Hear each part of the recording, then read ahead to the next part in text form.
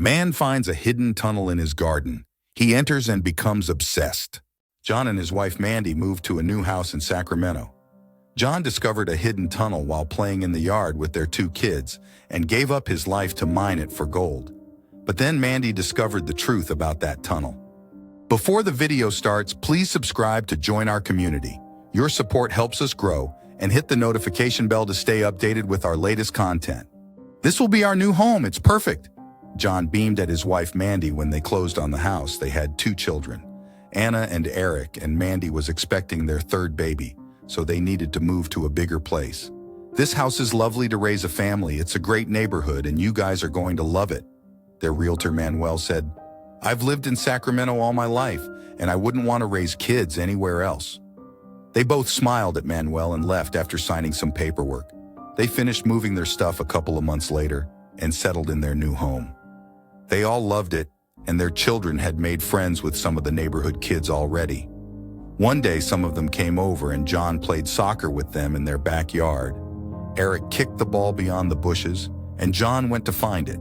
But after picking it up, he stumbled on an overgrown patch of weeds. When he freed his foot, he saw a hidden door, but the kids were calling for him, so John decided to inspect it later.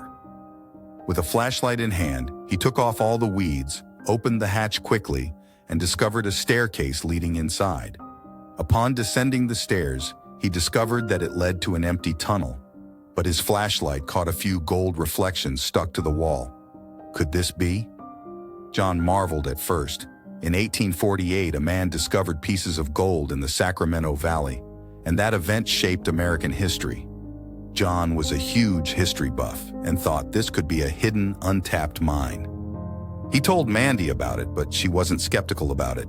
"I don't think there's any gold in our backyard, but you should probably call your brother James before you start trying to mine an underground tunnel. I don't want any accidents," she told him. John agreed, and James came over the next day.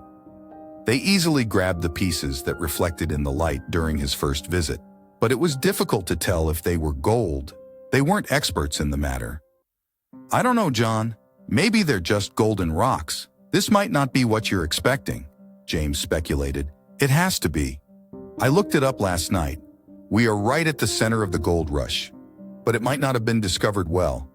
It's a small tunnel. They might not have dug enough," John insisted. So they continued mining with no success. That night, John searched online and stumbled upon a website that explained how much gold was discovered back then. It showed the amount it would be worth today. And John became even more excited, but he didn't want to share his findings with James. This was his house, and therefore his gold. "I don't need you to come anymore." "You're right. That tunnel is probably nothing." John lied to his brother on the phone, but every day after work, John was down there digging and digging. One time he even missed work because he stayed there all night and fell asleep on the floor. "John, this can't go on anymore. Are you crazy? What if it caves or something? I didn't even know you were there," Mandy yelled at him, but John didn't listen. He was sure they would be rich soon. So he quit his job and continued digging. The tunnel was massive by the end of the month. Meanwhile, Mandy was worried. She was a stay-at-home mom and they needed John's income to live. She started searching through the area's history, determined to disprove any existence of gold down there. She looked through the plans of the house, went to the library, and even talked to the neighbors. No one could definitely tell her any vital information. So she called their realtor, Manuel. "Is there any more information you might not have disclosed during the sale?" Mandy asked him. "Why do you ask, Mrs. Barron? Is there something wrong with the house?" he questioned. "No, it's just, my husband found a tunnel in the backyard and he's convinced it's a gold mine. He's become obsessed. He quit his job because he's sure we're going to be rich. I'm trying to find anything that can convince him to stop," Mandy said desperately. "Oh, Mr. Barron discovered the tunnel? I can help you, ma'am. I didn't think it would be an issue," Manuel offered. "What is it?" she wondered. "It's better if I go and show you guys myself." Manuel finished. He came to their house first thing in the morning, before John could go back to mine the tunnel. "Manuel, what are you doing here? Is there something wrong with the paperwork?" John asked him after opening the door. "No, Mr. Barron, but I have something to show you and your wife," Manuel began. They sat down and he pulled out some old pictures.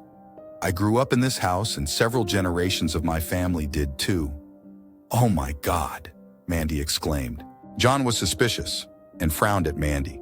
You told Manuel about the gold mine? Turning to Manuel, he said, you have no claim to it. You sold me this house fair and square. No, sir. You don't understand. I don't want anything in that tunnel because there's nothing to find. My grandfather originally dug it. He wanted to make a bomb shelter when that whole panic started, Manuel explained. What happened then? Mandy urged him to continue. He never completed the project, but my father and his brothers used it as their secret hideout. When I was a kid, I used to pretend it was a gold mine. I even used gold markers to paint over foil paper and stick them to the walls. Their realtor finished. John got up and got the gold pieces he had found out of a locked box. You're telling me that this is foil paper? He asked Manuel. I'm sorry to say this, but yes, sir. My grandfather was a history buff. Any gold that could have been here was taken long ago, Manuel concluded. John was shocked and looked at his wife with sadness in his eyes. I'm so sorry, honey. I don't know what came over me. I was sure we were sitting over a gold mine. I'm an idiot. He sighed. You're not an idiot. You're a dreamer. We all are, Manuel. Thank you so much for taking time out of your day to explain this to us. I'm sure it'll be a funny story for our family in the future, Mandy added, smiling. After Manuel left, John went outside and closed the hatch to the tunnel. He never went down there again. Luckily, he got another decent job shortly after and never disregarded his family again. Also, Mandy was right. Their family laughed about this silly situation for years, particularly during Christmas dinner. What can we learn from this story? Obsessions can be dangerous. John put his family in financial peril when he became obsessed with the gold mine. Luckily, Mandy helped him before he lost everything. Riches don't come easily. There are next to no chances of finding a gold mine in your backyard. Gold doesn't fall from the sky either.